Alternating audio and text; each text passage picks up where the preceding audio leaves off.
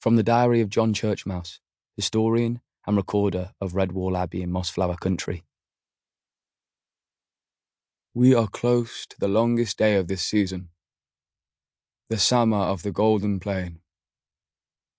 Today I took up my ledger and quill to write. It was cool and dim in the quiet of my little study indoors. With a restless spirit I sat, quill in paw, listening to the merry din outside in the sunlit cloisters of our abbey. I could no longer stand the solitude. That happy sound of revelry drew me outside. Yet there was still my recorder's duties to catch up with. Taking ledger and quill, I went out, up the stairs to the top of the outer wall, directly over the warrior's cottage, which is the gatehouse at the threshold of Redwall Abbey.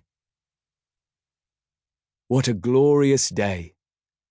The sky, painted special blue for the summer, had not a cloud or shadow anywhere.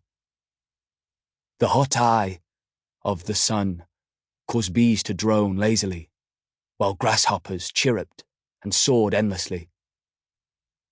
Out to the west, the great plain stretched away, shimmering and dancing with heat waves to the distant horizon. A breathtaking carpet of kingcup and dandelion mingled with cowslip. Never had we ever seen so many yellow blossoms. Abbot Modolphus named it the summer of the Golden Plain. What a wise choice. I could see him ambling round the corner by the bell tower. His habit sleeves rolled well up, painting as he helped young woodlanders to carry out forms for sitting at the great feast. Our 8th season of peace and plenty since the wars. Otters swam lazily in the Abbey pond, culling edible water plants. But mostly gambling and playing. You know what otters are like. Small hedgehogs and moles were round the back at the east side orchard. I could hear them singing as they gathered ripening berries or collected early damsons, pears, plums, and apples, which the squirrels threw down to them from the high branches. Pretty little mousemaids and baby voles tittered and giggled whilst choosing table flowers, some making bright posies which they wore as hats.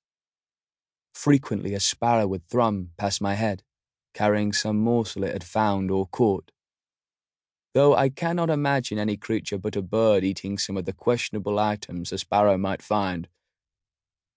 The four-mole and his crew would arrive shortly to dig a baking pit.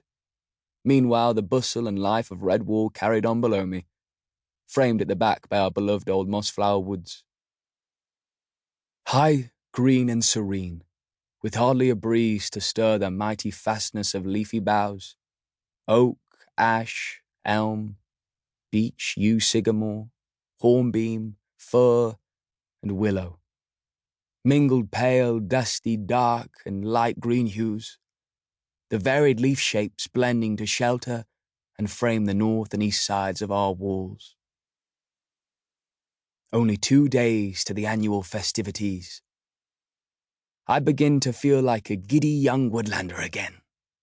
However, being historian and recorder, I cannot in all dignity tuck up the folds of my habit and leap down among the merrymakers.